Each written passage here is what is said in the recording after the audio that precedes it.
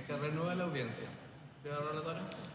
Su señoría, el siguiente postulante es don Pablo Andrés Alarcón Jaña, abogado de la Pontificia Universidad Católica de Chile. Tiene un magíster en Derecho Público, mención Derecho Constitucional de la misma Casa de Estudios. Se desempeña como juez del Tribunal de Contratación Pública. También se ha desempeñado como su juez árbitro de las Cortes de Apelaciones Santiago y San Miguel y ha ejercido la docencia en la Facultad de Derecho de la Universidad de los Andes. Muchas gracias, señor presidente. Con la venia de su señoría excelentísima, vengo a presentar mi postulación al cargo de ministro de la excelentísima Corte Suprema, en los antecedentes administrativos 1693 de 2024, por la vacante por cese de funciones de doña Ana Ángela Vivanco Martínez. Mi presentación, tal como nos fue comunicado en la convocatoria a esta audiencia, dirá relación, en primer término, con uno de los temas sugeridos a exponer ante este máximo tribunal y a continuación con los méritos que estimo tengo y preparación para el cargo y compromiso con la institución. En cuanto a lo primero, respecto del tema que decidí exponer ante ustedes, señores ministros, señoras ministras, es visión crítica del sistema de nombramientos y las propuestas de reforma existentes al efecto. Al respecto, ¿cuál es la mirada que quiero plantear sinópticamente, obviamente, atendido el tiempo de la exposición? ¿Cuál ha sido históricamente en nuestro país el sistema de nombramientos judiciales? Haciendo una revisión al respecto y con la Ley de Organización y Atribución de los Tribunales de 1875, he podido constatar que no ha variado mucho en prácticamente 150 años. La Ley de Organización y Atribuciones de los Tribunales planteaban requisitos, obviamente con un poder judicial más pequeño, con un país con menor población y menor cantidad de tribunales, bastante sencillos respecto de los requisitos para ser juez. Se pedía ser abogado, tener 25 años de edad y ser parte de una lista que elaboraba el Ministerio de Justicia. Bueno, ese sistema se mantuvo básicamente hasta la aprobación del Código Orgánico de Tribunales, cuya Ley de Organización y Atribución a los Tribunales de Justicia es su base, en el año 1943. Y a partir de entonces se mantiene un sistema de nombramientos judiciales basados en la antigüedad, básicamente. Si uno ve las normas del Código Orgánico y los requisitos para el cargo, desde 1943 en adelante, aprecia que efectivamente se va dando preferencia en la ubicación en las ternas para las personas que van cumpliendo cierta antigüedad en las categorías inferiores de los cargos a los que van postulando. Y eso se mantiene prácticamente hasta 1995.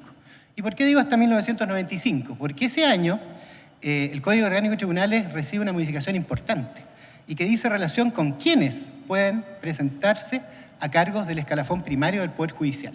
Y ello tiene relación con la ley que crea la Academia Judicial. Ahí se produce un primer cambio de paradigma, podríamos afirmar, importante respecto de los requisitos que deben tener los abogados y las abogadas que están interesados en formar parte del Poder Judicial en su escalafón primario. ¿Por qué? Porque esa ley que crea la Academia Judicial y modifica el Código Orgánico de Tribunales hace obligatorio la aprobación del programa de formación para postulantes del escalafón primario del Poder Judicial para que puedan postular a cargos de este mismo escalafón, ¿ya? Aquello fue obligatorio una vez que concluyó el primer programa de formación por allá por diciembre del año 1996. Desde esa fecha en adelante, ya casi 30 años, con la sola excepción que establece el artículo 285 bis del Código Orgánico de Tribunales, todas las personas, hombres y mujeres de derecho que están interesados en formar parte del escalafón primario, en los distintos concursos deben haber aprobado este programa de formación. Y eso ya es un elemento bastante importante, ¿ya? Ahora bien, ¿cuál es la situación actual? Bueno, que el Poder Judicial ha crecido grandemente. Si vemos información sobre el proyecto de nombramiento judicial en actual tramitación, presentado en octubre del año pasado, vemos que esta Corte Suprema tiene 54 personas que la componen, además de los señores y señoras ministros, el prosecretario, el secretario, etc.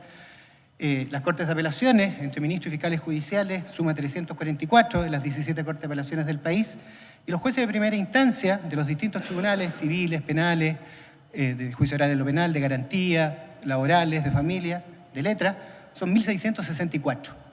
Números bastante importantes. ¿Y eso a qué ha motivado, a qué reflexión ha motivado? A una que planteó este máximo tribunal ya en el año 2014, en el acta 204 del 2022, y antes también en el acta 187 del año 2014. a una reflexión que realizó en las jornadas de aquella época respecto de separar la función jurisdiccional de la función no jurisdiccional, lo llamado por los académicos y los autores el gobierno judicial, ¿ya? Gobierno judicial que incluye bastantes elementos. Incluye la formación y la capacitación, la carrera funcionaria, la calificación y la evaluación del desempeño, la responsabilidad disciplinaria, la administración y gestión de los recursos humanos, el control de la gestión y la oportunidad de las resoluciones judiciales, la comunicación y difusión, entre otros. El proyecto de nombramientos judiciales, que se suma a varios otros boletines de reformas judiciales presentadas en años anteriores, parte de ese punto central, de separar lo jurisdiccional del gobierno judicial. Ahora bien, yo me planteo varias inquietudes al respecto, porque finalmente lo que está en juego acá, a través de un buen sistema de nombramientos judiciales, como la ciudadanía hoy lo demanda, nuestros ciudadanos, conciudadanos, están cada día más preocupados de la rendición de cuentas, de la probidad, de la transparencia. Y eso también dice relación con el sistema de nombramientos judiciales. Y por tanto, ¿qué es lo que yo veo? Que lo que se busca con este proyecto, que obviamente va a ser perfeccionado, y espero que así lo sea, se busca un concurso público para postular a los cargos del escalafón primario, que debe implicar un procedimiento objetivo, transparente, imparcial y con una decisión motivada en los antecedentes curriculares y experiencia de los candidatos. Ahora bien, eso nos lleva a otras preguntas. Por ejemplo, ¿quién va a elaborar el perfil del juez? Uno podría decir que una forma simple de abordar esto sería hacer un símil de lo que hace la alta dirección pública respecto de altos cargos de la administración del Estado para hacer un concurso de funcionarios judiciales y de jueces y juezas y ministros de Corte de Apelaciones. Pero creo que eso no es suficiente. Si miramos la experiencia comparada, por ejemplo, podemos apreciar que en muchas latitudes, como ya lo han expresado algunos de los que me precedieron en la palabra, existen sistemas como los consejos de la magistratura, que lamentablemente en muchos países se han politizado y han desvirtuado el fin que buscaban justamente, y que es lo central también de esto, resguardar con buen sistema de nombramiento la imparcialidad y la independencia del juzgador, ¿ya? Y así, por ejemplo, en Francia, la Escuela Nacional de la Magistratura, por allá por 1958, como comenzó a funcionar, tiene un sistema distinto, muy parecido a lo que es la Academia Diplomática en Chile. ¿Qué quiere decir esto? Que las personas que ingresan a lo equivalente al programa de formación de la Academia Judicial, una vez que lo concluyen, son asignados a distintos cargos de la Administración de Justicia y ahí van haciendo carrera. No sé si eso sería suficiente para el sistema chileno porque la tradición, como ya mencionábamos antes, ha sido muy distinta. Por otro lado, también surge la pregunta de, ¿deben intervenir todos los poderes del Estado en la conformación de un futuro Consejo de la Judicatura o Consejo de Nombramientos Judiciales? Estimo que no, porque a mi modo de ver, quienes necesariamente deben estar y deben tener una presencia mayoritaria son los integrantes del Poder Judicial. ¿Quién mejor que ellos van a saber qué es lo que se requiere en hombres y mujeres de derecho para formar parte de ternas y futuros nombramientos en el escalafón primario? Por eso creo que una deficiencia que debiera salvar el proyecto de ley en actual tramitación es prescindir del factor político, de que formen parte, por ejemplo, como lo leía en el proyecto, en el mensaje, integrantes del gobierno regional. Con el debido respeto que tiene que ver acá un integrante del gobierno regional respecto de elección de personas para cargos judiciales, no aprecio cuál sea el fundamento de aquello en el proyecto de ley. Esas son mis principales reflexiones en cuanto a los nombramientos judiciales, a los proyectos en tramitación. Ahora bien, y con esto finalizo, en cuanto a la preparación al cargo, dice la Constitución en términos amplios, haberse destacado la actividad profesional universitaria. Al respecto, y con relación también a mi preparación para el cargo y el compromiso con la institución, puedo señalar que en mi experiencia profesional he publicado 26 artículos, principalmente en materias de derecho público, derecho administrativo básicamente, pero también derecho constitucional, un libro, Discrecionalidad Administrativa, un estudio de la jurisprudencia chilena, y también la coedición de un libro junto con el profesor Jaime Arancibia respecto de sanciones administrativas del año 2014. Y 3 pequeños prólogos a exalumnos que han realizado muy buenas tesis de pregrado y de posgrado. Y en cuanto al Poder Judicial, mi preocupación en cuanto a mi actividad académica ha estado muy presente. Y con esto finalizo. Estos han sido los artículos que yo he publicado al respecto. Principios constitucionales de la organización judicial, 1998. Capacitación, perfeccionamiento e independencia de la judicatura, año 2002. Constitucionalización de la capacitación judicial, una propuesta pendiente, año 2002. Un juez ilustre de nuestra historia, semblanza de don Manuel Montorres, un estudio más bien histórico, publicado en una edición de la Academia Judicial. Carrera judicial, un desafío pendiente para la judicatura chilena, año 2012, en la revista del Colegio de Abogados. Desafíos del Poder Judicial a propósito del discurso del presidente de la Corte Suprema, publicado en el semanario Semana Jurídica del año 2014. Los principios fundamentales del derecho público chileno y su reconocimiento por la jurisprudencia de los tribunales superiores de justicia, año 2014. Perfeccionamiento del Poder Judicial, notas acerca de sus conceptos institucionales y sobre la capacitación de los jueces, publicado en el libro Homenaje al profesor Juan Colombo Campbell, el año 2021. Y finalmente, el año pasado, un comentario de sentencias de derecho administrativo de la tercera sala de este máximo tribunal, que es parte del libro Criterios jurisprudenciales de los tribunales superiores de justicia, tomo 2 del año 2024. Señor presidente, señoras ministras, señores ministros, creo y estimo con debida humildad que cumplo con los requisitos para formar parte de esta alta magistratura. En lo profesional me he desempeñado en actividades relacionadas con el Poder Judicial por largos años, casi 15 años en la Academia Judicial, 6 años llevo ya, 2 años como juez suplente y a fin de año cumplo 5 años como juez titular de mi Tribunal de Contratación Pública y creo tener la vocación judicial y también carecer de todo conflicto de interés, atendido que mi experiencia profesional no he ejercido activamente la profesión, sino que el destino me ha llevado por otros caminos, pero estimo que puedo ser un aporte para esta Corte Suprema. Muchas gracias. Señoría, el próximo postulante, don Cristiano Omar Letelier Aguilar, abogado de la Pontificia Universidad Católica de Chile, tiene un máster en Política Criminal de la Universidad de Salamanca, se desempeña a la fecha como miembro de la Junta Directiva de la Universidad UNIAC. El año 2022 fue presidente del Tribunal Constitucional, durante el periodo 2015-2024 ministro del Tribunal Constitucional y desde el 2024 profesor de la Cátedra de Derecho Procesal Constitucional de la Facultad de Derecho de la Universidad Santo Tomás.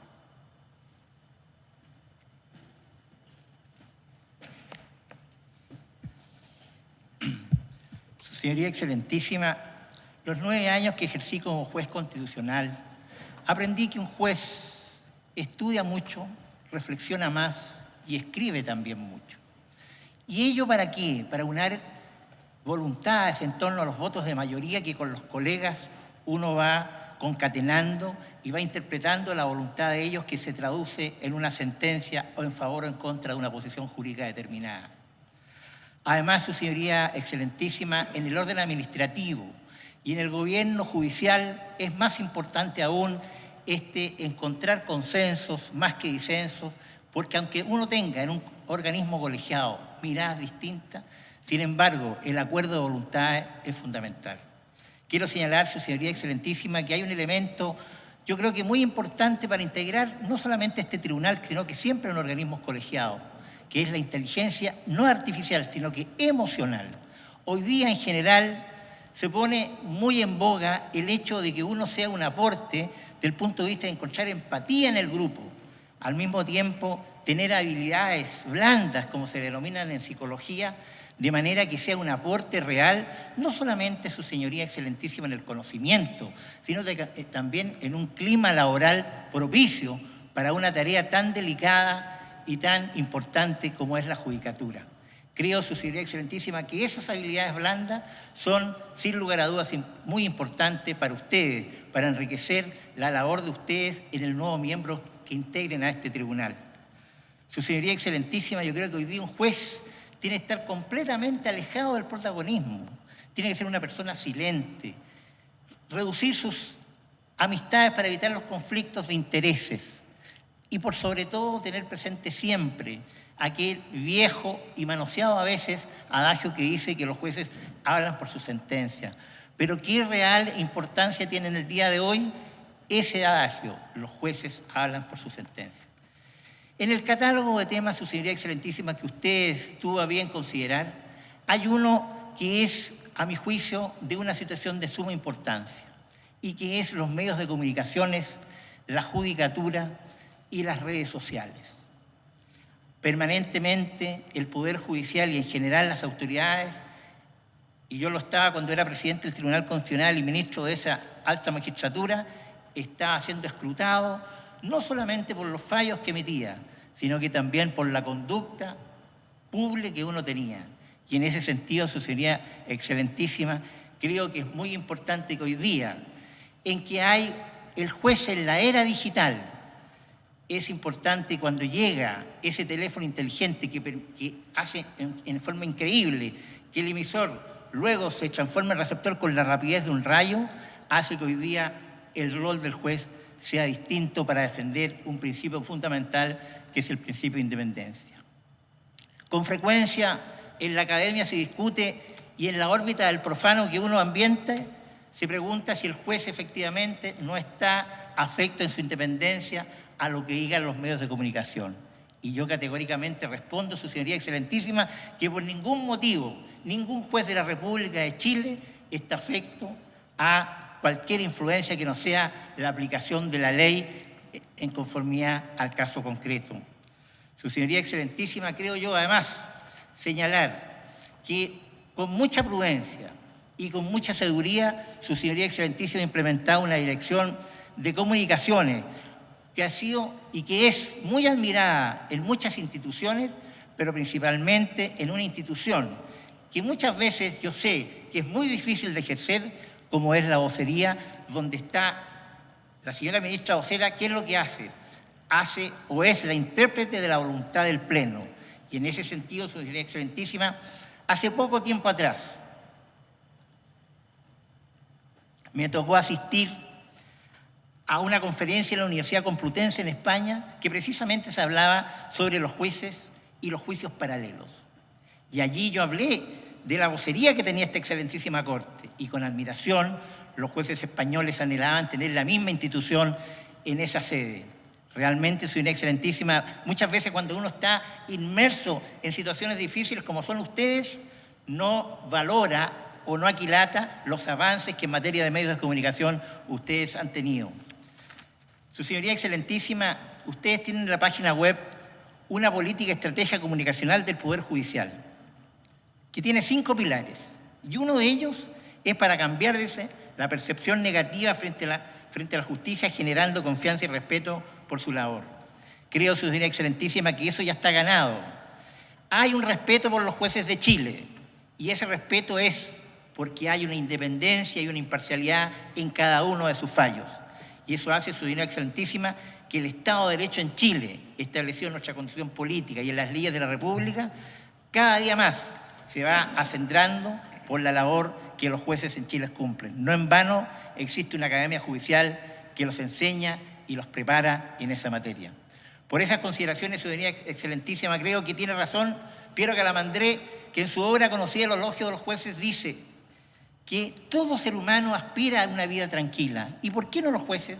Por supuesto, los jueces tendrán una vida tranquila siempre que en materia de comunicaciones sepan hoy día, en el mundo de la era digital, transmitir con mucha fuerza y convicción que el principio de la ley está por sobre todas las cosas en la función judicial.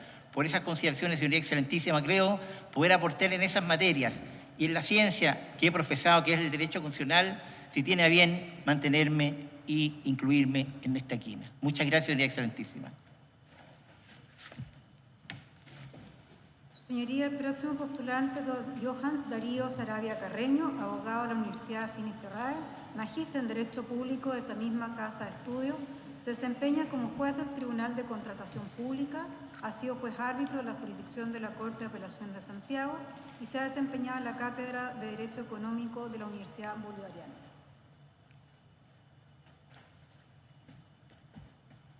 Buenas tardes, excelentísimas señorías. Con el permiso del señor presidente, inicio mi presentación en el marco del concurso para el cargo de ministro titular de la excelentísima Corte Suprema, destinado a abogados ajenos al Poder Judicial. El tema que he elegido para esta ocasión versa sobre los tribunales contenciosos administrativos. Durante casi 30 años de ejercicio profesional, he tenido la oportunidad de desempeñarme en 4 áreas fundamentales de la abogacía: la litigación, la docencia, las asesorías y la jurisdicción. En el ámbito académico he sido profesor de Derecho Económico y Derecho Ambiental, además de desarrollar cursos sobre compras públicas en el Instituto de Estudios Judiciales. También organicé capacitaciones antes de la entrada en vigor de la reforma procesal penal para jueces chilenos en la ciudad de Córdoba, República de Argentina, con destacados académicos nacionales e internacionales, entre ellos los ex magistrados de esta excelentísima Corte, don Milton Cueca Arancibia y don Haroldo Brito Cruz. En el ámbito de la litigación, considero fundamental destacar el aporte que un abogado con experiencia puede brindar a este máximo tribunal. Una perspectiva distinta a la función jurisdiccional enriquece la labor judicial y fortalece la tutela efectiva de los derechos de los justiciables. Esta visión ha resultado especialmente valiosa en mi desempeño actual en el Tribunal de Contratación Pública, donde mi vasta experiencia en litigación ha contribuido efectivamente a la resolución de asuntos de diversa complejidad. Como asesor, destaco mi paso por la División Administrativa del Ministerio de Vivienda y Urbanismo, donde tuve mis primeros acercamientos al derecho público y particularmente al derecho administrativo. En el ámbito jurisdiccional, he desempeñado funciones como juez árbitro en diversas ocasiones. Fui por un breve periodo secretario del Cuarto Juzgado de Policía Local de Santiago y desde marzo de 2022 me desempeño como juez del Tribunal de Contratación Pública, inicialmente como juez suplente y desde el 12 de diciembre de 2024 como juez titular. Mi interés en el derecho administrativo se ha consolidado a lo largo de más de una década, periodo en el que obtuve un magíster en Derecho Público con mención en probidad y transparencia. Mi interés en la materia me ha llevado a reflexionar sobre la necesidad de implementar tribunales contenciosos administrativos que formen parte del Poder Judicial, una aspiración postergada durante casi un siglo por el Estado de Chile. En septiembre próximo se cumplirán 100 años desde la promulgación de la Constitución de 1925, cuyo artículo 87 establecía la creación de tribunales administrativos para resolver las reclamaciones contra actos arbitrarios de las autoridades políticas o administrativas. Sin embargo, esta disposición nunca se materializó. La Constitución de 1980, en su artículo 38, inciso segundo, también mencionaba estos tribunales en su versión original, pero en 1989 tal mención fue reemplazada por la fórmula genérica de los tribunales que determine la ley. Es evidente que el legislador ha desatendido durante décadas el mandato constitucional de crear un sistema contencioso administrativo dentro del Poder Judicial. Desde una perspectiva académica, es importante recordar que los proyectos constitucionales recientes de 2022 y 2023 abordaron esta materia de manera distinta, observándose en el primero de ellos un mayor énfasis en esta materia. A esta altura resulta pertinente preguntarse cuál ha sido la solución o el camino elegido por el legislador nacional frente a esta realidad. Lejos de abordar el asunto de manera integral y apartándose del mandato constitucional, el legislador nacional ha optado por ampararse en el principio de la especialidad y en la complejidad de ciertos actos administrativos. Así, ha decidido crear tribunales contenciosos administrativos especiales, preservando de este modo el control judicial sobre los actos administrativos. En efecto, el legislador nacional estableció tribunales contenciosos administrativos especiales, independientes del Poder Judicial, aunque sujetos a la superintendencia directiva, correccional y económica de la Excelentísima Corte Suprema. En nuestro país ostentan dicho carácter los siguientes tribunales: el Tribunal de Defensa de la Libre Competencia, los tribunales tributarios y aduaneros, el Tribunal de Contratación Pública, el Tribunal de Propiedad Industrial y los tribunales ambientales. Para obtener una visión más completa sobre esta materia, resulta útil analizar el derecho comparado. En primer lugar, considerando el vínculo histórico y cultural, me referiré brevemente a la situación en el Reino de España. Según la información disponible en el sitio web oficial del Poder Judicial de España, los tribunales contenciosos administrativos son órganos judiciales unipersonales que en primera o en única instancia conocen de los recursos contra actos y disposiciones de las administraciones públicas, tal como lo establece la ley. Estos tribunales tienen ámbito territorial provincial y están ubicados en la capital de cada provincia. En particular, los juzgados contenciosos administrativos resuelven conflictos entre ciudadanos o personas jurídicas y las administraciones públicas, así como disputas entre diferentes administraciones. Además, conocen de recursos relacionados con actos administrativos de las comunidades autónomas y las entidades locales. Como puede advertirse, estos órganos tienen una competencia bastante amplia, regulada en su mayoría por un procedimiento general, salvo excepciones, como por ejemplo el procedimiento abreviado para asuntos de cuantía limitada basado en la oralidad. En el orden jurisdiccional contencioso administrativo, según el artículo 6 de la Ley 29 de 1998, está compuesto por los siguientes órganos: juzgado de lo contencioso administrativo, juzgados centrales de lo contencioso administrativo, salas de lo contencioso administrativo de los tribunales superiores de justicia, de la Audiencia Nacional y del Tribunal Supremo.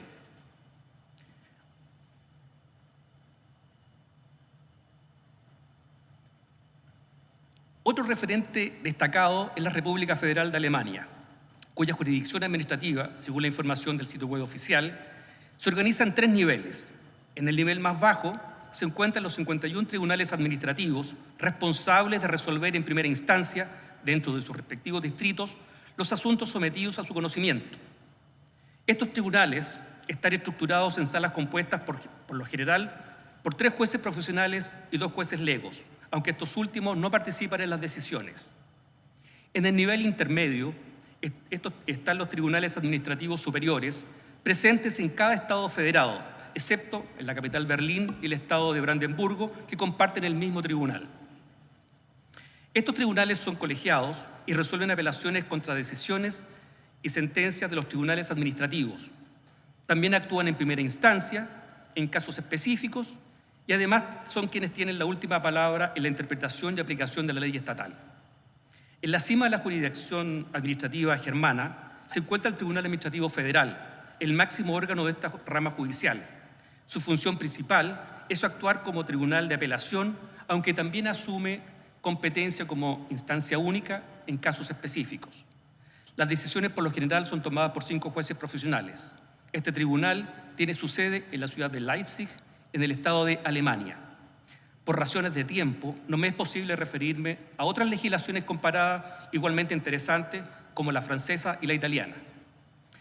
Finalmente, considero una alternativa viable para nuestro país materializar la creación de una judicatura contencioso administrativa de carácter general integrada al Poder Judicial. Esta judicatura debería estar compuesta por jueces egresados de la Academia Judicial, cuya formación incluya de manera integral contenidos especializados en derecho administrativo. Siguiendo la estructura del Poder Judicial, considero que debería establecerse al menos un tribunal contencioso administrativo en cada ciudad que sea asiento de corte. En la región metropolitana, dada su alta densidad poblacional, sería pertinente contar con 3 tribunales, 2 bajo la jurisdicción de la Corte de Santiago y 1 bajo la jurisdicción de la Corte de San Miguel. Estos tribunales deberían ser colegiados, teniendo como superior jerárquico inmediato a la Corte respectiva. En relación al procedimiento, sería ideal implementar un modelo de aplicación general complementado por procedimientos especiales adaptados a la naturaleza y urgencia de los asuntos sometidos al conocimiento de estos tribunales. Es importante destacar que una judicatura administrativa integrada al Poder Judicial fomentaría la descentralización y permitiría una distribución equitativa de los recursos actualmente asignados a los tribunales contenciosos administrativos especiales, reduciendo las disparidades en infraestructura, recursos humanos, entre otras. Además, un procedimiento común favorecería la unificación de criterios en esta materia. Confío en que el legislador asuma este desafío y concrete el establecimiento de una judicatura especializada con el propósito de garantizar una justicia administrativa más accesible y eficiente. Para ello es fundamental considerar la opinión de esta excelentísima Corte Suprema en el marco de lo dispuesto por nuestro ordenamiento jurídico respecto de la creación o establecimiento de nuevos tribunales, contribuyendo así a materializar una aspiración del constituyente que ha permanecido vigente por casi un siglo. Muchas gracias, señorías.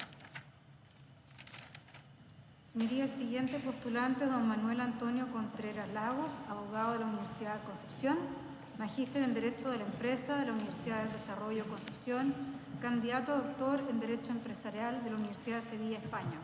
Entre el 2019 y 2023 se desempeñó como ministro titular del Tribunal Electoral Regional de la Araucanía y ha sido abogado integrante de la Corte de Apelaciones de Temuco en los años 2010, 2012 y 2017. Como actividad académica se ha desempeñado como profesor de Derecho Procesal de la Universidad de la Frontera. Con la venia de su señoría excelentísima, doy comienzo al cumplimiento del requisito que se impuso en la convocatoria a este concurso.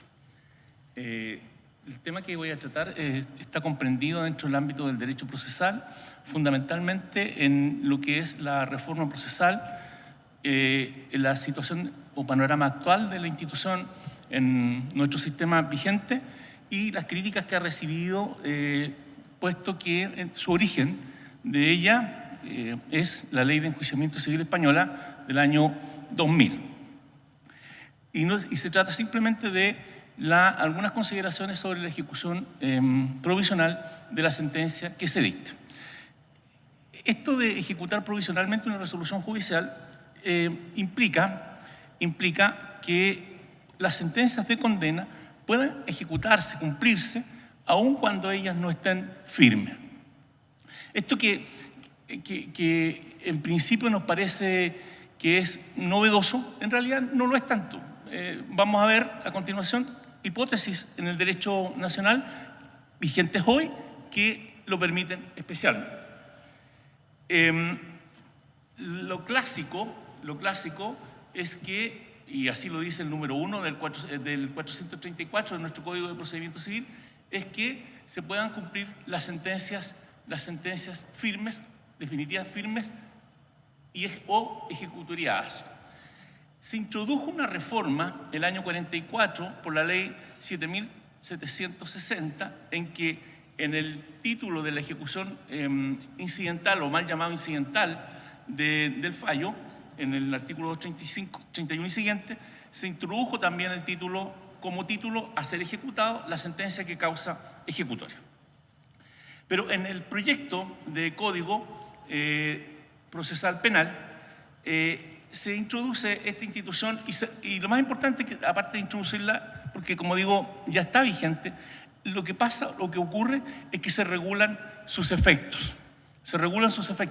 Y se hace una regulación orgánica de esta institución, puesto que si hoy día, estando vigente la institución en el sistema del Código de Procedimiento Civil, por ejemplo, en el caso en que se pueden cumplir sentencias que causan ejecutoria, tenemos la clásica hipótesis del artículo 475 de nuestro Código de Procedimiento Civil en materia de cumplimiento de sentencias condenatorias de pago, en que el ejecutante puede ejecutar la sentencia, pero tiene que rendir caución. Esa es una diferencia con el proyecto. En el proyecto, para poder ejecutar la sentencia provisionalmente, no se necesita rendir caución. Lo que vamos a ver luego puede generar una serie de complicaciones y que incluso las complicaciones podrían llevar hasta el desprestigio de la labor jurisdiccional, en palabras del profesor Pablo Rodríguez Gres. Entonces, ¿qué se gana ¿ya? o qué se puede destacar de esta ejecución provisional? Lo primero es que se pueden ejecutar por regla general todas las resoluciones que causan ejecutorias, siempre sí que sean de condena, con un catálogo de sentencias que no es posible ejecutar provisionalmente. ¿Ya? Esa es la primera. Y el tribunal está obligado o estará obligado a seguir adelante con la ejecución, con la excepción de las causales o causas o sentencias que se excluyan expresamente, y también cuando la sentencia no contenga una condena. En ese caso, obviamente, no se va a poder cumplir. Ya dije que se eliminaba la caución como requisito para la procedencia de la ejecución. En la ejecución y con las introducciones que se han hecho a los proyectos, porque ya tenemos proyectos del 2009, del 2012 y ahora del 2019, con las introducciones que se han hecho a todos esos proyectos, las reglas que se van a aplicar son las reglas del juicio ejecutivo general. Por lo tanto, al ya eliminarse esta opción, que era uno de los grandes problemas que tenían los proyectos, haberse eliminado, se queda fuera todo lo que era la ejecución a través del oficial de ejecución, ¿ya? Y todo el tema del recurso extraordinario ante la excelentísima Corte Suprema. También se regula la demanda de oposición, o sea, se puede oponer el ejecutado al quien le están cumpliendo la sentencia provisionalmente. Sí, hay un catálogo de excepciones y se regula acabadamente. Y también, lo que es muy importante, se regulan los efectos, tanto si la sentencia cumplida condicionalmente es confirmada, revocada o anulada, ¿ya? Cosa que hoy no pasa. Si hoy se cumple una sentencia de aquellas que pueden cumplirse, como decía aquella que falla, o sea, que rechaza que confirma una sentencia o la revoca en segunda instancia y se interpone casación, esa sentencia confirmada o revocada se puede cumplir con los problemas, señoría excelentísima, de que cómo volvemos las cosas atrás, que va a ser una de las discusiones que voy a plantear a continuación. Ahora, es posible hacer un pequeño análisis comparativo entre el sistema actual y el que viene. Hoy, como decía, solo se pueden cumplir las sentencias definitivas firmes. Y excepcionalmente aquellas que causan ejecutoria. Y esto es raro, esto es raro porque pareciera ser que nuestro sistema permite en la generalidad de los casos el cumplimiento de una sentencia. Porque si bien el artículo 195 dice que la apelación en materia civil o procesal civil se concede en ambos efectos, son tantas las excepciones que en definitiva esa regla general del 195 viene a ser la excepción. Y agrego el caso del recurso contra una sentencia que fue recurrida de casación. Ahora, la caución, ya les dije, hoy día por regla general se exige caución, ya vimos el caso del juicio ejecutivo, el caso de la sentencia del recurso de casación. Claro, en el caso ejecutivo, la regulación es automática, la hace la ley. En cambio, en el caso del recurso de casación de forma o fondo, hay que presentar una solicitud conjuntamente con la interposición del recurso y en solicitud separada. Y allí es la Corte, en definitiva, quien va a fijar esa causa. En cuanto a la regulación de los efectos de la revocación, modificación o anulación de la sentencia ejecutada, hoy, como decía, esos efectos no están regulados. En el proyecto se regulan, se dice de qué manera hay que volver atrás, cuáles son los efectos.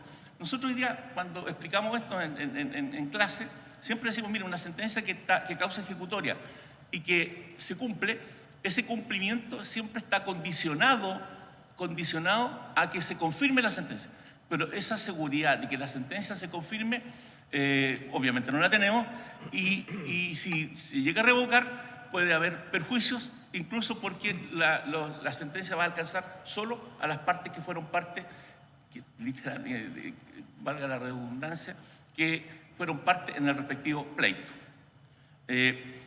Ventajas que tiene la ejecución provisional, bueno, constituye una manifestación del derecho de tutela judicial efectiva. ¿Por qué?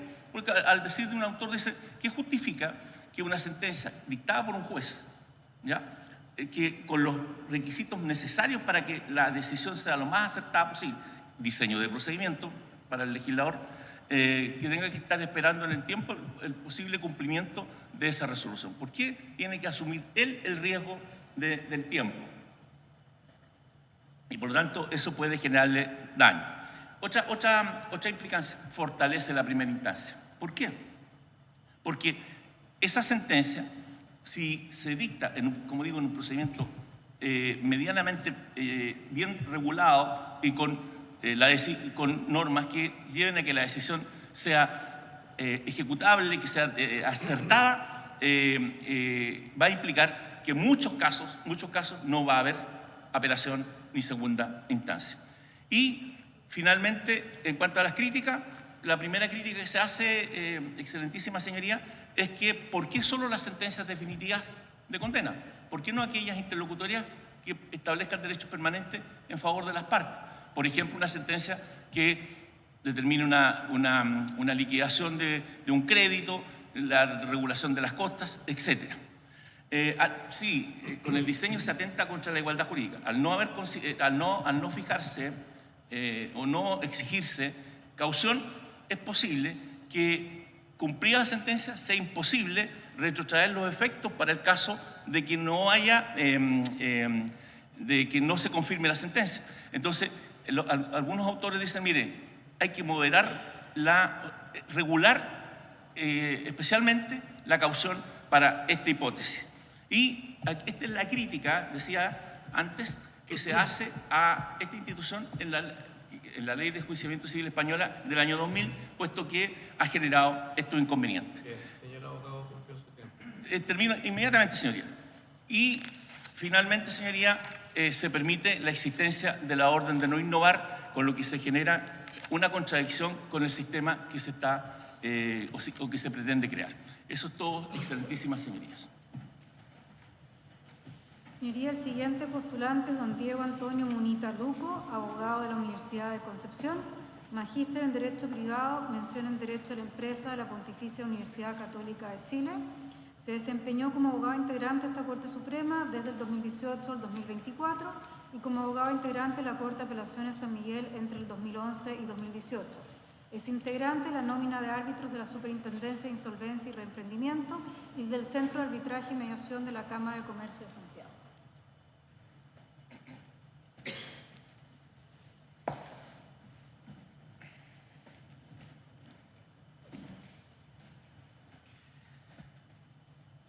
Con la venia del presidente de esta excelentísima Corte, comienzo la exposición decretada para postular el cargo de ministro de este alto tribunal.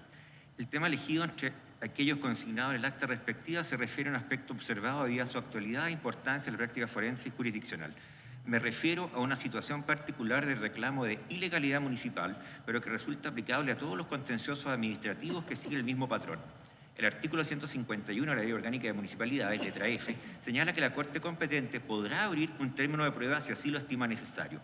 Esto significa que el probatorio resulta facultativo, con un grado amplio de discreción por parte del tribunal, en ausencia de una directriz clara de parte del legislador para determinar su procedencia en el caso concreto.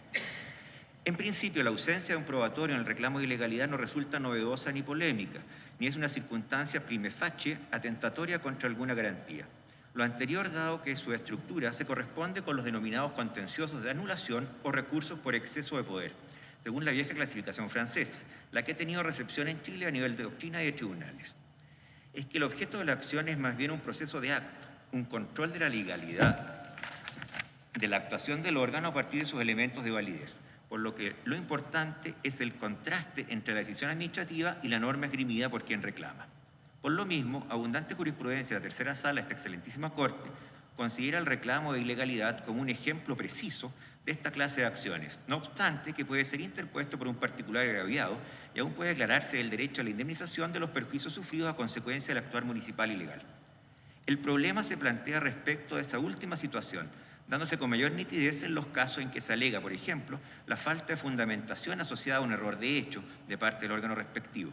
Que el probatorio sea facultativo en estos casos bien puede originar una deficiencia grave en el proceso al acto, toda vez que al particular agraviado no se le concede la oportunidad de demostrar la falla esgrimida como fundamento de la acción interpuesta. Esto se entronca con dos temas propuestos por su señoría excelentísima en la convocatoria a esta exposición: el debido proceso en los distintos procedimientos y también en los derechos y garantías constitucionales relacionados con la administración de justicia. En el efecto, en el artículo 19, número 3 de la Constitución, señala como garantía el que cualquier órgano que ejerza jurisdicción deba hacerlo previo proceso legalmente tramitado, exigiendo al legislador establecer procedimientos racionales y justos. En un Estado de Derecho, en forma, estas garantías deben ser sustantivas, de forma tal que el acceso a la justicia permita a las partes exponer su caso y obtener una sentencia motivada que analice las pretensiones de las partes y resuelva, como en derecho corresponda. Así entendido, el debido proceso presenta distintas caras que se aplican a lo largo de la totalidad de la tramitación de una acción, de forma tal que la tutela judicial efectiva no se agota con el derecho a presentar una petición al tribunal correspondiente. En lo sustantivo, para esta exposición debe analizarse en concreto cómo una de las manifestaciones más esenciales del debido proceso, como es el derecho a incorporar pruebas, se compagina con la estructura del reclamo de ilegalidad. La prueba cumple una función esencial en el ejercicio de la jurisdicción, toda vez que las pretensiones de las partes se fundamentan en hechos determinados que deben ser conocidos por el tribunal, para lo cual debe presentársele la evidencia que dispongan. Ahora bien, el ejercicio de este hecho solo viene limitado por la necesidad, pertinencia, utilidad y licitud de la prueba. Por lo mismo, cabe la posibilidad que frente a la cautela o el interés general asociado a la mera legalidad de una decisión administrativa, la prueba puede ser impertinente, siendo necesario un ejercicio de dictamen jurisdiction. Sin embargo, esto cambia cuando existe un derecho afectado o bien cuando la alegación corresponde a la falsedad o inexistencia de los fundamentos de hecho del acto administrativo impugnado. En general, el legislador responde a estos casos estableciendo acciones de plena jurisdicción, Con todo, no es imposible pensar en un caso en que el reclamo de ilegalidad sea la vía procedente frente a la infracción de un derecho del administrado, como puede ser la negativa a conceder o renovar un permiso de origen municipal. Para estos casos, el carácter facultativo de la prueba bien puede crear un caso de indefensión hacia el particular, ya que el proceso al acto depende de los hechos de la causa, de forma tal que el impedimento estructural implica la imposibilidad de demostrar la pretensión del ciudadano, lo cual es inaceptable. Bajo estas premisas, la apertura de la norma debe ser temperada por una regla práctica que sirva para garantizar efectivamente el derecho del afectado a presentar prueba en el marco del reclamo de ilegalidad municipal. En primer lugar, desde luego, la mera existencia de una controversia de los hechos de la causa debe ser motivo para acoger la solicitud que formule la parte en este sentido y aún para abrir un probatorio de oficio. En segundo lugar, asimismo, cabe proponer que como guía, que esto mismo debe ocurrir cuando el reclamante esgrima la afectación de uno de sus derechos. En cualquier caso, la decisión a este respecto debe ser debidamente fundada, sin que la sola circunstancia de ser facultativa implique una decisión completamente soberana del tribunal competente, sino que esté orientada por una perspectiva que tome en cuenta la necesidad de un término probatorio como garantía esencial en los casos que he referido para garantizar un debido proceso. Bien, las circunstancias de presentarme a este concurso se refieren claramente al interés en ejercer la jurisdicción. Estuve bastantes años ejerciéndola, como muy bien dijo la señora relatora, 8 años en la Corte de Apelaciones, 6 años en esta excelentísima Corte. He concursado para todos esos cargos, de manera que el interés es bastante evidente. Dejé la Corte hace un año ya y le he echado bastante de menos, sin perjuicio de que me he dedicado a ejercer la jurisdicción como juez árbitro. He hecho bastante menos y se añora la colegiatura, como muy bien dijo otro de los candidatos. Las decisiones en órgano colegiado son... Uno se enamora de eso, la verdad cuesta después trabajar solo. Uno aprende cosas muy interesantes trabajando en forma colegiada, como que las personas inteligentes cambian de opinión, pueden cambiar de opinión escuchando a otras personas inteligentes, cosa que uno no aprende trabajando en otras áreas. Y las capacidades, bueno, para ejercer el cargo son las que constan en el currículum y que ustedes conocen. He trabajado con todos, así que efectivamente me motiva más las ganas de volver a trabajar en los aspectos jurisdiccionales. Muchas gracias, señoría excelente.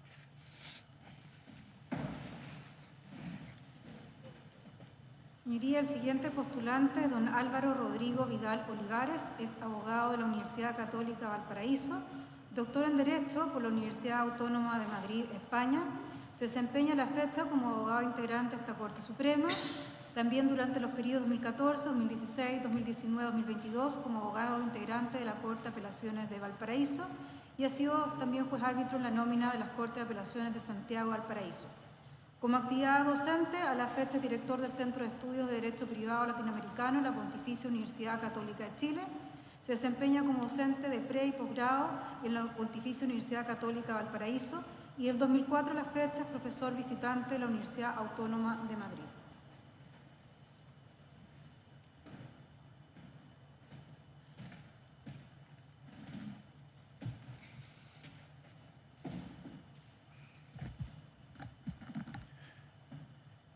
Con la venia del Pleno de esta excelentísima Corte y de su presidente, procedo a presentar mi discurso en esta audiencia pública.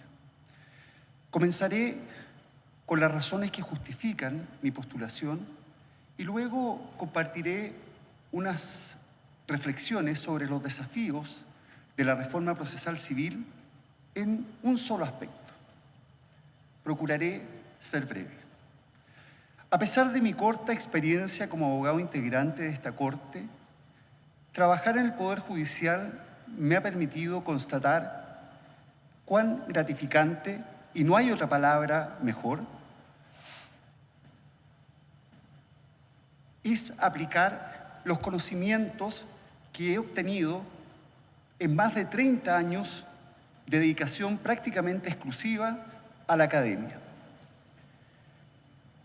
Aplicar estos conocimientos en la solución de conflictos reales entre personas, entre ciudadanos.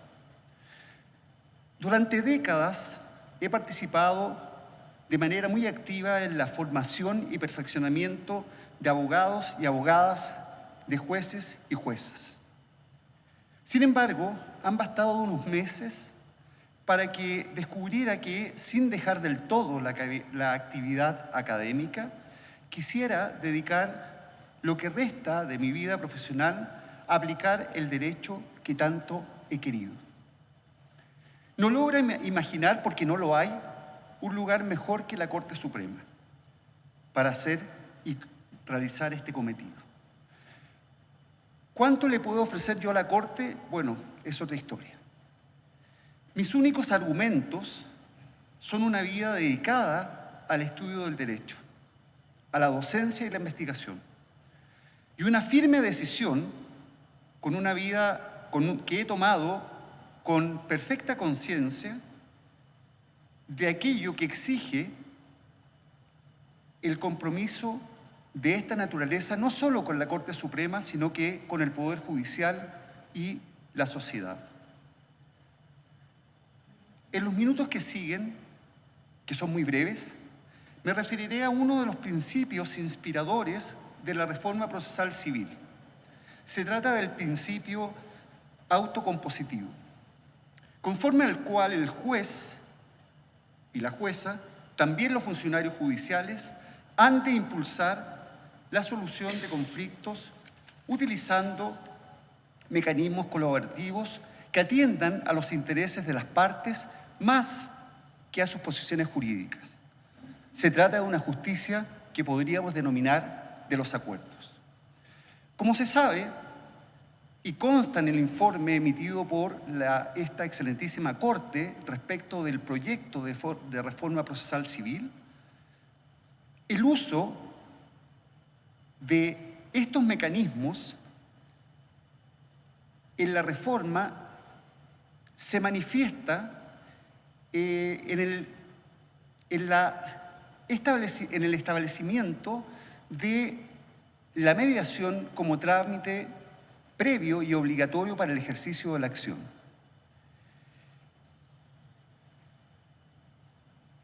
En este caso, se trata de una manifestación clara de este principio colaborativo de autocomposición, que desde luego, como sabemos, el uso de estos mecanismos y el éxito en su realización e implementación reduce la judicialización con el consiguiente ahorro de recursos económicos y personales y la disminución de la sobrecarga del quehacer de los jueces y juezas en las distintas etapas de la actividad jurisdiccional. Una reforma como esa, en este aspecto, en lo que refiere a la justicia colaborativa, es digna de celebración, pero no todo aquello que es socialmente deseable resulta políticamente posible. Por diversas razones que no vienen al caso mencionar, la reforma parece cada día más lejana y, por lo tanto, la implementación de la mediación y otros medios colaborativos. El desafío que plantea ese escenario, nada esperanzador, por cierto, es el siguiente. ¿Cómo podrían los jueces y juezas, dentro del marco normativo procesal vigente, impulsar la solución autocompositiva de los conflictos en sede civil? La respuesta a este interrogante debe comenzar considerando que ley lata disponemos de materiales para avanzar. En efecto, el artículo 3 bis del Código de Procedimiento Civil impone el deber de promover el empleo de métodos autocompositivos como la conciliación, que sin perjuicio de la posibilidad de promoverse cuantas veces sea necesario durante el juicio, es un trámite esencial del proceso. Sin embargo, el problema no está allí.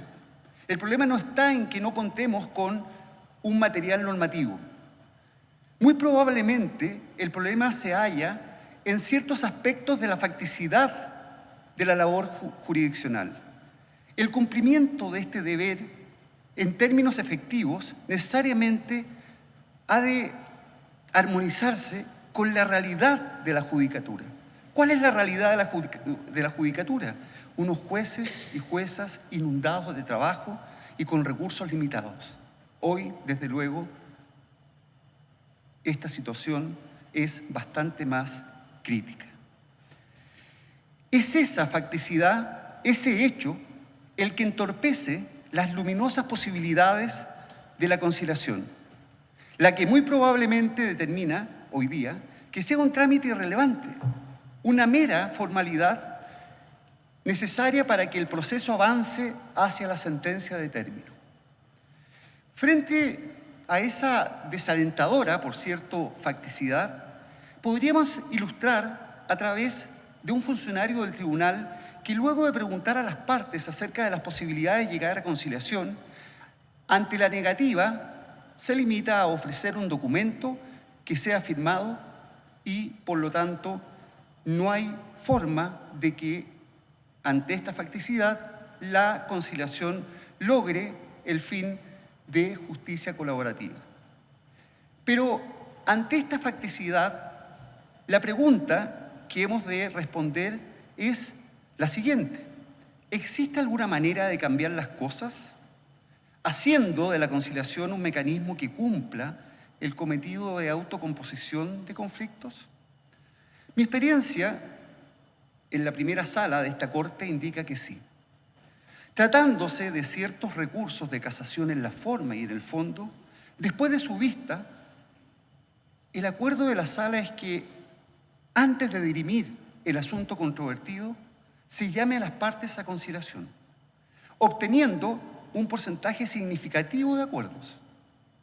¿Cuál es la razón para que ocurra algo como esto? ¿Qué es lo que explica que ya en la última etapa de la actividad jurisdiccional la conciliación sea un instrumento colaborativo útil para lograr un acuerdo, una solución acordada entre las partes? En mi opinión, lo que explica este resultado es, en primer lugar, la inmediación. En segundo lugar, la aplicación o utilización de métodos efectivos para llegar a un acuerdo. Y en tercer lugar, un conocimiento acabado del juez con el apoyo de un funcionario, el relator o la relatora, que permite proponer unas bases de acuerdo adecuadas al asunto controvertido. Es eso lo que explica este resultado significativamente exitoso en comparación con lo que ocurre en primera instancia. Pues bien, este antecedente empírico, que podrá resultar, bueno, más bien algo que está en el borde, ¿no?, en el extremo del sistema jurisdiccional, sugiere que sin una reforma legal, algo como esto podría ocurrir en primera instancia.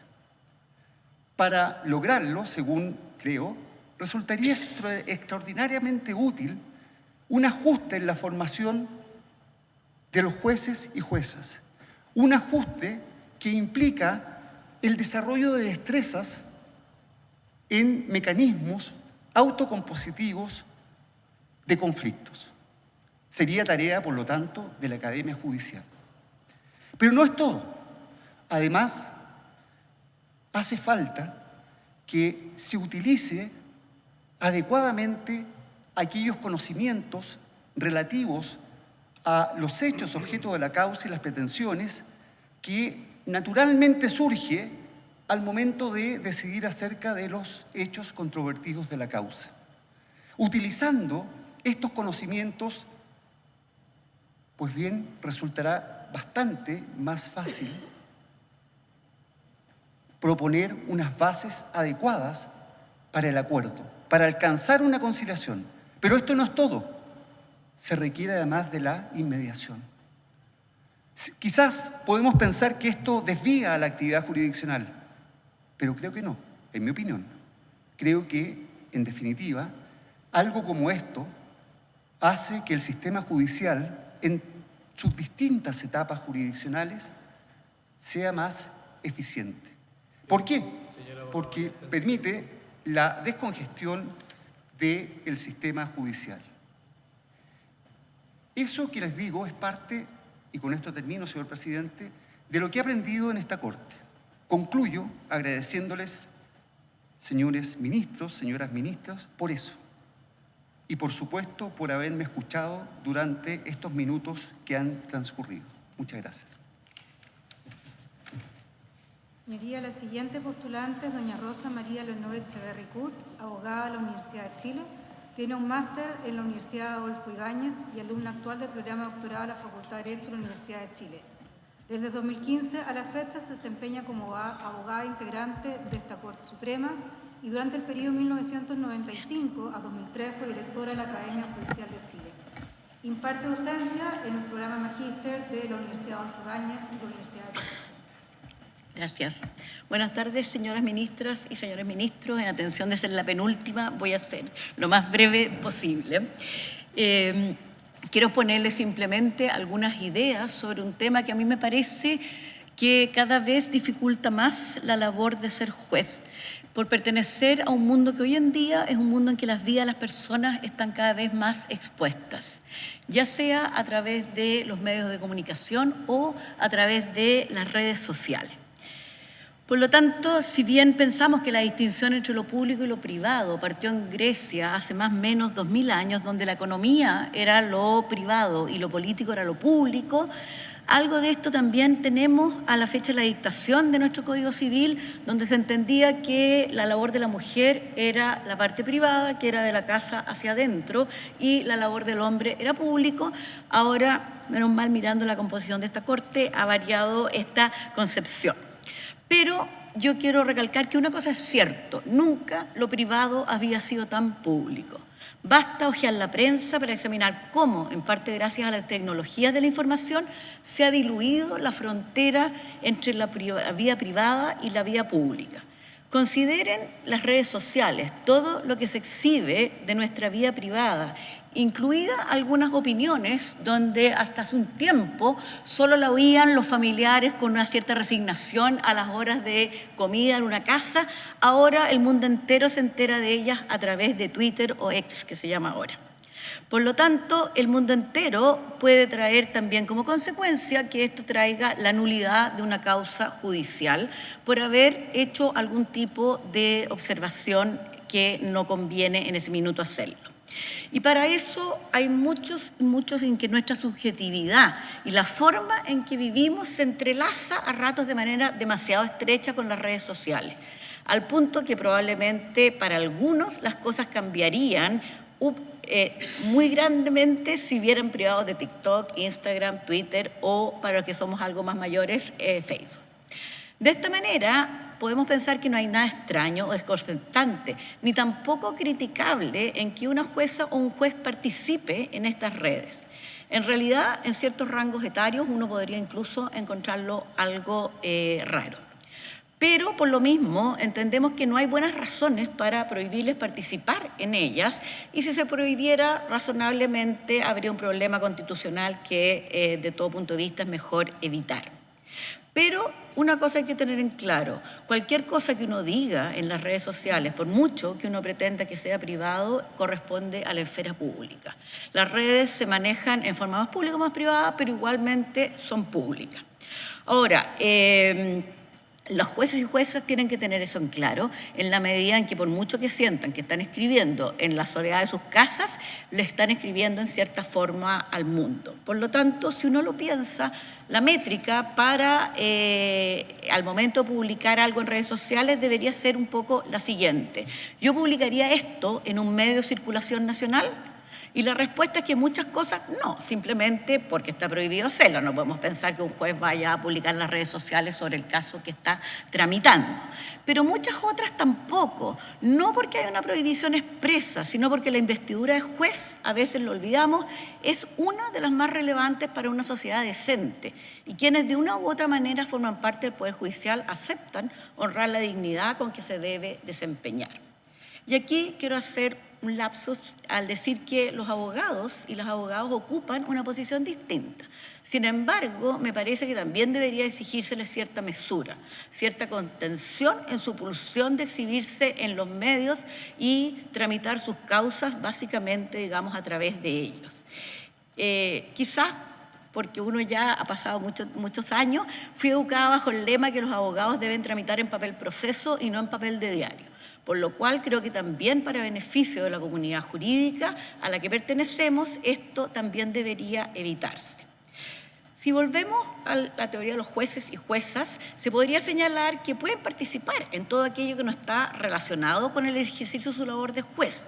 Idealmente yo diría que con cierta mesura. Después de todo se encuentran bajo la mirada de aquellos a quienes por algún motivo pueden llegar a juzgar. Ahora, igual las cosas no son tan sencillas porque quiero ponerles un ejemplo y con esto voy terminando, no se preocupen, es que ¿qué pasaría si en nuestra sociedad, al momento que se discutió la ley, por ejemplo, del aborto en las 3 causales, un juez hubiera dicho no puede ser, es inconstitucional, hay que proteger la vida que está por nacer? O si ahora se discutiera la eutanasia y un juez simplemente manifestara en sus redes sociales o en alguna cosa, algún taller, etcétera, que efectivamente eso es un asesinato. Tendríamos que decir que ese juez no podría participar en ninguna causa que se refiriera a una mujer que presumiblemente puso fin a su embarazo por la ley que se aprobó, o que sencillamente si le llega a tocar un caso de eutanasia, efectivamente no podría participar porque alguna vez dijo su opinión al respecto. Bueno, yo creo que aquí no podemos ser tan rigurosos porque lo que estaríamos en el fondo, en cierta forma, sancionando es la publicidad y no el contenido, porque yo estoy segura que todos los jueces y juezas no les gustan ni los homicidas, ni los maltratadores de niños, ni los abusadores, y sin embargo, como no lo dicen por la prensa, podrían efectivamente hacerlo. Y de hecho, todos ustedes lo hacen teniendo una opinión al respecto, pero son capaces perfectamente de juzgar las atenuantes, juzgar las agravantes y poner la pena justa para el caso. Ahora, lo que sí, para terminar, yo diría que el uso de estas redes sociales entonces pasa por determinar cómo el Poder Judicial aspira a ser percibido por la ciudadanía. En el pasado se ha privilegiado la imagen de autocontrol, de sobriedad y en cierta forma yo diría que una especie de aislamiento social. Aquello parecía valioso para no levantar suspicacias acerca de la independencia o la imparcialidad. Por lo tanto, puede que se trate de una afirmación algo vaga, pero uno podría decir que un juez o una jueza no solo debe serlo, sino que debe parecerlo. Concluyo señalando que al respecto de este tema, un cierto grado de sobriedad deberíamos exigir a los jueces, pero esto no implica ostracismo. No queremos juezas y juezas que vivan ajenos tampoco a las prácticas de su sociedad como si de un grupo extraño se tratara.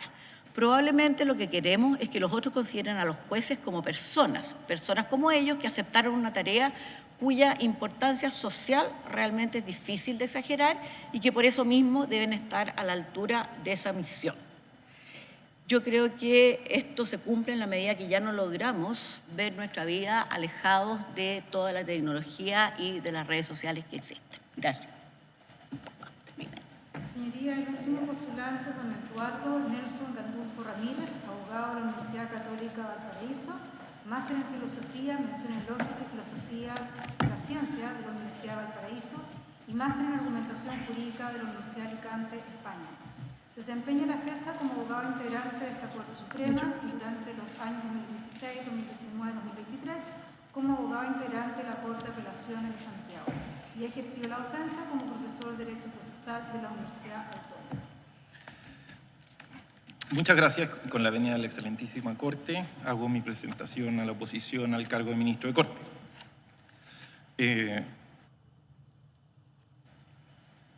Desde el año 2016 es que estoy vinculado al Poder Judicial. Originalmente, mi carrera la inicié litigando en Valparaíso, de donde soy originario, ligado cerca a mi casa de estudio, que es la Universidad Católica de Valparaíso. Luego de ello, entré a trabajar a la Subsecretaría de Desarrollo, donde realicé mis trabajos acerca de un programa hermoso, que era el programa de la UNESCO con el Estado de Chile, donde teníamos supervisión además de la UNESCO, donde revisamos e hicimos en los proyectos de renovación patrimonial de Valparaíso. Parte de mi trabajo, que ustedes lo pueden ver en Valparaíso, fue el proyecto de recuperación de los ascensores de Valparaíso que hasta en ese momento estaban botados. Luego de eso, postulé a la Biblioteca del Congreso Nacional y gané el concurso en mi calidad de, en aquel momento, de profesor de Derecho Procesal y Civil, respecto de el proyecto de Código Procesal Civil, que no resultó en el momento que estábamos planeado, que se suponía que se iba a proyectar. Luego de eso ocurrió la llegada de que esta excelentísima Corte me dio el honor de tener la experiencia de participar desde el año 2016 en la Corte de Apelaciones de Santiago, donde pude desempeñarme y conocer realmente lo que se llama estar detrás del estrado. Y la realidad es bien diferente a estar de este lado del estrado. Si bien es cierto que nunca pensé estar en ese lado, el hecho de incluso estar trabajando con muchos de ustedes en ese momento me hizo ver de otra manera la perspectiva. De hecho, explicaba las cosas de otra manera. ¿Y por qué era importante esto? Pues no solamente porque era profesor de procesal, sino que además desde el punto de vista de mi otra área, que es la filosofía del derecho y la argumentación jurídica, también pasé a explicar las cosas de otra manera. Y se ve que además el sistema judicial no es un sistema que sea robótico ni que los jueces simplemente se saquen el trabajo. Realmente hay trabajo acá y hay mucho trabajo.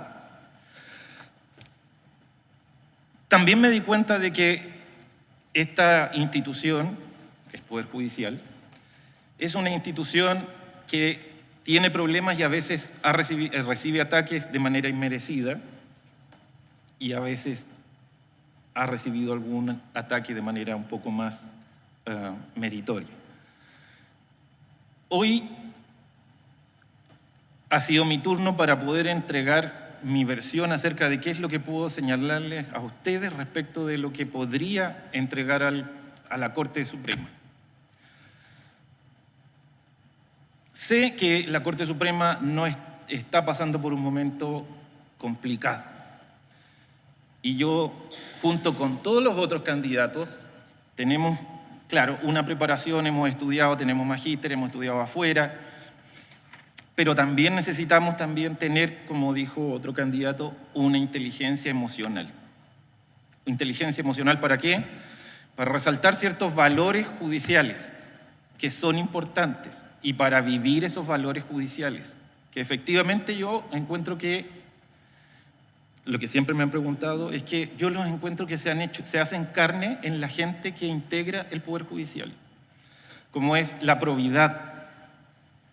Yo siempre que me han preguntado, nunca he visto algo que sea raro en el Poder Judicial.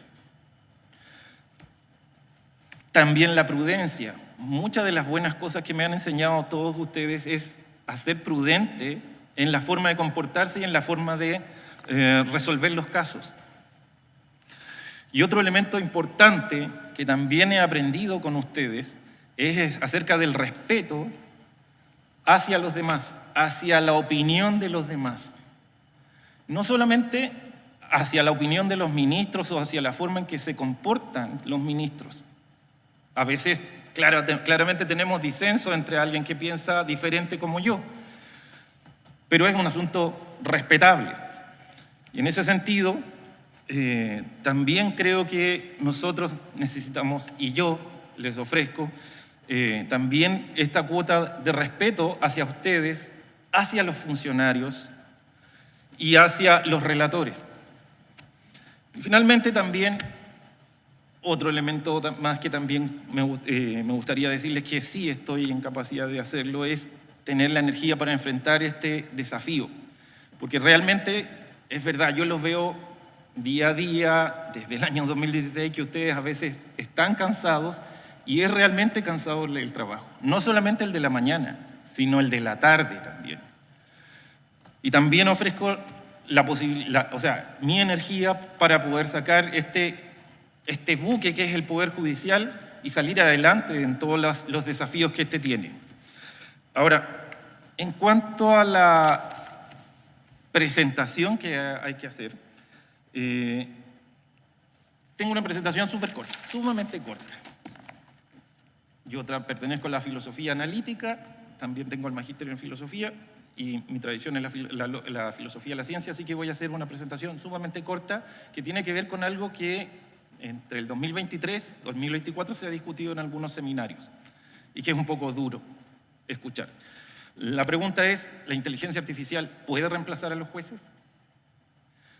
Muchos en algunos seminarios y algunos empingorotados autores de Europa dicen, ¿por qué no? Por lo menos en los casos fáciles. Yo no estoy de acuerdo en eso por una razón de filosofía y teoría general del derecho, es decir, por una razón técnica. ¿Qué es lo que ocurre? Se discute y se dice, ¿saben qué? La inteligencia artificial no se cansa, no es corrupta, no tiene inclinaciones, en principio no tiene intereses, entonces podría ser mucho mejor que los jueces. Pero la pregunta es, ¿puede resolver todos los problemas que ofrecen los jueces? Entonces, ¿qué es lo que se ha dicho? ¿Podría resolver los casos claros? Y aquí hay una discusión que se da en la filosofía del derecho, se dio en los años 90 y se dio en los años 60, Hart Fuller, y luego se da Dworkin, Raz y Timothy Endicott, donde se presenta el siguiente problema. ¿Qué pasa con la claridad de los casos? Entonces, hay una discusión que se presenta que es radicalmente importante para dejar, si tenemos esa responsabilidad de dejar sola a la inteligencia artificial para que actúe en los casos fáciles, en los casos claros. Dworkin decía, en los casos claros siempre hay una respuesta correcta y es fácil. Y en los casos difíciles, bueno, ahí hay que intervenir. ¿Intervenir con qué? Con una ponderación porque el caso no está resuelto. ¿Cuál es el problema de esto? La inteligencia artificial, conversando con la inteligencia artificial, más bien dicho, le pregunté el año pasado que si podía, con el ChatGPT, si podía él responder con los algoritmos matemáticos, si podía responder a ciertas anomalías como son los agujeros negros y el Big Bang. Entonces me dijo, no puedo. Entonces yo le volví a insistir, ¿pero podrías hacer el ejercicio? Dijo, sí puedo hacerlo. El resultado sería absurdo o aleatorio. Entonces, ¿cuál es el punto? Que conecta con lo que dijo Gonzalo y lo que han dicho varios acá sobre la inteligencia artificial. De que la inteligencia artificial pueda aplicarse a casos anómalos, lo va a poder hacer. El problema es que el resultado es aleatorio o absurdo. Y eso nos lleva a una pregunta fundamental. ¿Podemos dejar, en términos de responsabilidad moral y jurídica, a la inteligencia artificial para que resuelva ciertos casos que, en principio, aplicando su algoritmo, nos va a dar un resultado aleatorio o absurdo? El punto clave, y con esto voy a entrar y cerrar, además porque es sencillo, es que esta distinción entre casos claros y casos de penumbra, como le llamaba Hart, no son casos que no son situaciones, no son zonas que sean tajantes, no son situaciones que estén separadas de agua. Raz le llama que es un continuo. Y de hecho hay un caso que es sumamente sencillo para poder entenderlo. El clásico caso de filosofía del derecho que dice, en el parque hay una regla que dice no se pueden entrar vehículos. Entonces la pregunta es, ¿un automóvil es un vehículo? Claro que es un caso claro. ¿Un tanque es un vehículo? Es un caso recontra claro. Entonces Hart y Fuller discuten el siguiente ejemplo. ¿Por qué este es importante? ¿Qué pasa si los veteranos de la guerra de Norcorea quieren introducir un tanque en el parque? ¿Para qué? Como monumento. Entonces Hart, dentro de la discusión, dice, a veces ocurre de que se produce por las circunstancias de la vida, se producen choques que producen una vaguedad axiológica. ¿Cuál sería esta vaguedad axiológica? El choque de principios, de valores, de objetivos. Y en este caso, dice, el choque sería entre el caso de que el parque busca mantener la tranquilidad para que jueguen los niños y por otro lado busca, en el caso de los veteranos de la guerra de Norcorea, sería establecer el monumento. ¿Está resuelto ese caso? Dice, no, no está resuelto ese caso. ¿Qué es lo que se debe hacer? Como no está resuelto ese caso, está indeterminado y hay que empezar a ponderar. Al empezar a ponderar, ¿qué es lo que significa eso? Que el caso se vuelve difícil, se vuelve no claro. Y con esto cierro. El caso del tanque está en la zona nuclear de claridad. Y como muestra Hart y Fuller, presenta un problema de indeterminación y de vaguedad en la zona nuclear de claridad. Por lo tanto, no podemos confiarle a la inteligencia artificial, de acuerdo a todo lo que hemos venido hablando, no podemos confiarle a la inteligencia artificial ni aún los casos claros, porque aún en los casos claros puede existir la zona de penumbra.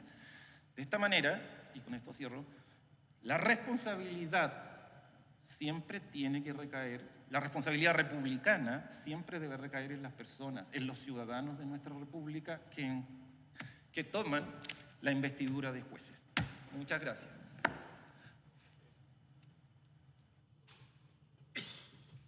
Bien, la Corte se va a retirar para hacer la votación respectiva y el resultado le será comunicado oportunamente por la señora ministra Posel.